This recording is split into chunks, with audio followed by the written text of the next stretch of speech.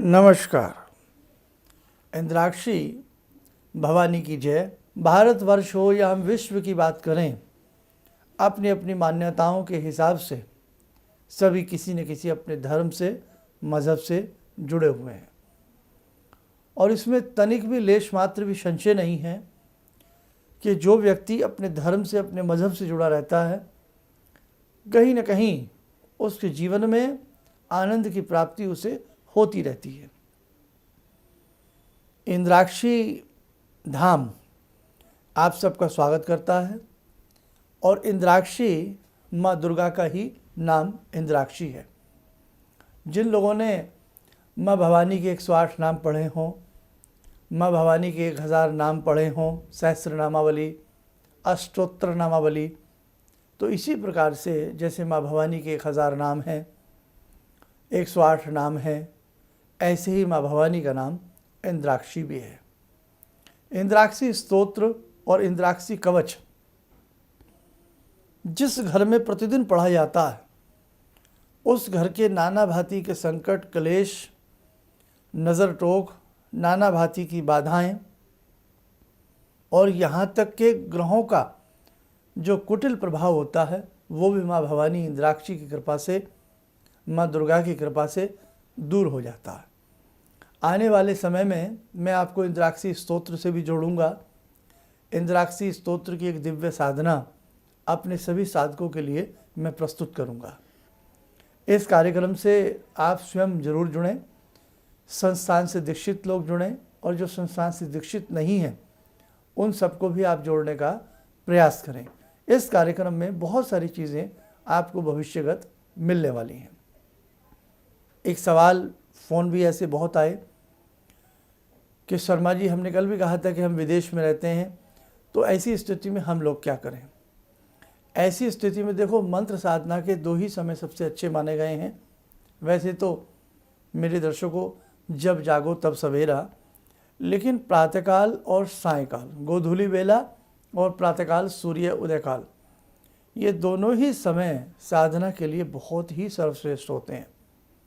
हमने सुबह 7 बजे इसलिए रखा है कि इजी गोइंग वे आप सबके लिए है। बहुत लोग लेट लतीफ़ भी उठते हैं ताकि सब आराम से एक समय पर उठ पाएँ और इस कार्यक्रम को सुन सकें, समझ सकें और इससे लाभ ले सकें। अब जो विदेशों में हमारे ऐसे बहुत दर्शक हैं, तो उनके यहाँ शाम हो जाती है, तो आप शाम के हिसाब से कहीं ना कहीं अपने हिसाब से जैसा आपको सूटेबल लगे, तो आप उस हिसाब से भी, जब आपको यह कार्यक्रम इंडिया के हिसाब से सुबह 7 बजे ऑन हो जाएगा। बाकी आपके हिसाब से कुछ कंट्रियाँ ऐसी हैं जिसमें समय का मतभेद है।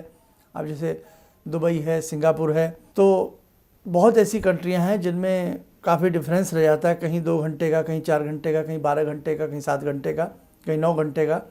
तो आप अपने अपने हिसाब से, इंडिया के हिसाब से जब ये कार्यक्रम शुरू होता है, उस हिसाब से आप इसको देख करके आप इस साधना को, जो हम प्रतिदिन आपको एक दिव्य साधना बताएंगे, वो आप कर सकते हैं। इससे बहुत आप लोगों के फ़ोन कॉल्स आ रहे हैं जो संस्थान से हम लोगों से जुड़ना चाहते हैं, दीक्षा प्राप्त करना चाहते हैं।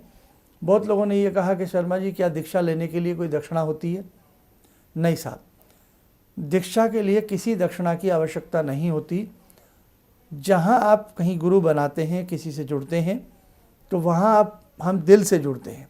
आपको दिल से जोड़ा जाता है, मन से जोड़ा जाता है और एक शिक्षक की भांति जो हमसे बन पड़ेगा, आजीवन आपको हम गाइडलाइन देते रहेंगे, समझाने का प्रयास करेंगे।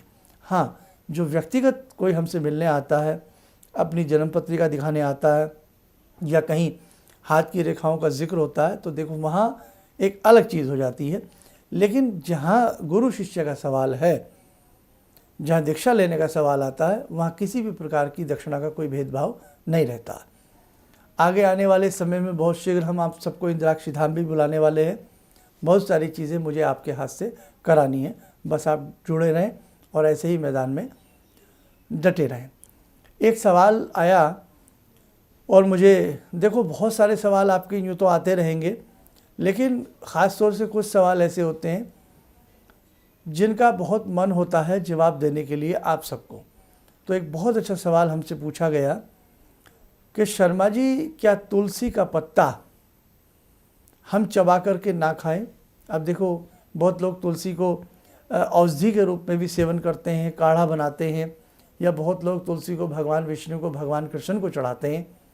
तो ये जो चबा कर के खाने वाली बात है तुलसी के पत्ते को, आइए इसको मैं आप क्लियर कर देता हूँ। तुलसी अनेकों प्रकार की होती है, जिसमें श्यामा तुलसी, रामा तुलसी, वन तुलसी, नाना प्रकार की तुलसियों का जिक्र शास्त्रों में है और देखने को भी मिलती है। श्यामा तुलसी बहुत ज़्यादा आयुर्वेद हिसाब से मुफीद मानी गई है, लेकिन बात है पत्ते की कि हम मुंह से चबा करके किसी भी तुलसी के पत्ते को ना खाएं। सबसे पहले तो हम यहाँ वैज्ञानिक दृष्टिकोण की बात करते हैं। आयुर्वेद शास्त्र भी ये कहता है और वनस्पति वैज्ञानिकों का भी ये कहना है। तुलसी में अत्यधिक कच्चा पारा पाया जाता है। कच्चा पारा दांतों के लिए हार्मफुल होता है, नुकसानदेह होता है। इसलिए कच्चे पारे को अगर कहीं दांतों पर, जिनके दांत ऑलरेडी कमज़ोर हैं, ख़राब हैं, दांतों से संबंधित नाना भांति के आपको रोग रहते हैं, तो ऐसे लोगों को कतई भी तुलसी चबा करके नहीं खानी चाहिए। आयुर्वेद और औषधीय परिपाटी यही कहती है कि तुलसी का पत्ता 1 या 2 जिह्वा पर रख करके उसे एज इट इज़ निगल लिया जाए, या उसके छोटे छोटे पीसीस कर लिया जाए और उसको एज इट इज़ निगल लिया जाए, तो किसी तरह का कोई नुकसान नहीं है और उससे बहुत ही लाभ होता है। अब धर्मशास्त्र की बात करूं, है ना, दोनों ही पक्ष रखूंगा आपके सामने, लेकिन आज लोग वैज्ञानिकता पर पहले जाते हैं और धर्म की वैज्ञानिकता पर बाद में जाते हैं। तो अब मैं धर्म की वैज्ञानिकता की बात कर लेता हूँ। हम हिंदू धर्म के हिसाब से बात करते हैं। तुलसी श्री हरि की पत्नी भी हैं, भगवान विष्णु की पत्नी इनको कहा जाता है, लक्ष्मी स्वरूपा इनको कहा जाता है। तो उस दृष्टि से भी इनको दांतों के तले चबाना नहीं चाहिए। ठीक है, तो दोनों ही पक्षों से देखें, तुलसी दांतों से चबाना हमारे लिए शुभ और श्रेष्ठ नहीं रहता है। आप लोगों के जो बड़े कीमती सवाल हम तक पहुंचेंगे, उन सवालों को हम पूरे विश्व तक पहुंचाने का प्रयास करते हैं। अब ये तुलसी वाली बात थी, कल हनुमान चालीसा का सवाल था। ऐसे निरंतर सवाल तो आपके बहुत आते हैं, लेकिन सभी का जवाब दे पाना इस कार्यक्रम में मेरे लिए संभव नहीं रहेगा, मैं क्षमा चाहूँगा। लेकिन जो सवाल मुझे लगेगा कि वास्तव में इसका जवाब दिया जाना चाहिए, वो मैं ज़रूर दूंगा। ठीक है, अब इसमें भी बहुत लोगों ने अपनी नौकरी व्यवसाय से संबंधित सवाल हमसे किए, तो मैंने पहले ही कहा कि इस कार्यक्रम को हम बिल्कुल डिफरेंट बनाना चाहते हैं। बिल्कुल इस कार्यक्रम में हम भगवान से ही जुड़ने वाली बात चाहते हैं, इसलिए इस कार्यक्रम में कोई भी ज्योतिषीय समावेश या इस टाइप की चीज़ें नहीं हो पाएंगी, इसलिए आप लोग ये ध्यान रखें। दर्शकों, आज की इतनी ही बात पर हम अपनी वाणी को विराम देना चाहते हैं, और जो लोग हमसे पुराने दीक्षित हैं वो अपना नाम, नंबर, फ़ोन नंबर हमारे संस्थान में ज़रूर लिखवा दें, क्योंकि सबको फ़ोन किए जा रहे हैं बहुत सी सूचनाओं के लिए। तो बहुत लोगों के कुछ नंबर्स हैं जो मिल नहीं पा रहे हैं, कुछ नंबर चेंज भी हो जाते हैं, तो आप अपना नाम, नंबर ज़रूर लिखवाएं। और जो नए दर्शक संस्थान से जुड़ना चाहते हैं, दीक्षा लेना चाहते हैं, तो वो अपना नाम, नंबर भी हमारे संस्थान में लिखवा सकते हैं। उसकी क्या प्रक्रिया है, क्या प्रोसीजर है, वो आपको इस कार्यक्रम के दौरान सारी चीज़ें हम बताते रहेंगे। इन्हीं शब्दों के साथ हम अब अपनी वाणी को विराम देंगे।